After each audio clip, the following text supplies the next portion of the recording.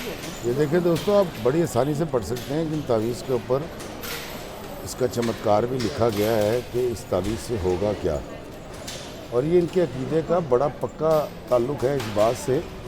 और ये वो तावीज़ हैं जो इनको गुड लक भी देते हैं, इनकी शादी भी करवा देते हैं, इनका बिज़नेस भी हो जाता है, इनको कार भी मिल जाती है, ये एग्ज़ामिनेशन ही पास कर लेते हैं। दुनिया का वाहिद तावीज़ खाना है तो इस तरह से बाकायदा तौर पे जी स्टॉल लगा के और लिट करके और यहाँ पर इस श्राइन पर मौजूद है दुनिया का वाहिद एक ऐसा तावीज़ खाना जहाँ पर बड़े खूबसूरत दीदा ज़ेब तावीज़ मिलते हैं रंग बिरंगे, जिससे आपकी ख्वाहिशें भी पूरी होती हैं। और ये देखें, ये श्राइन पर इस तरफ रश भी है, ये देखिए असाकुसा श्राइन टोक्यो जापान।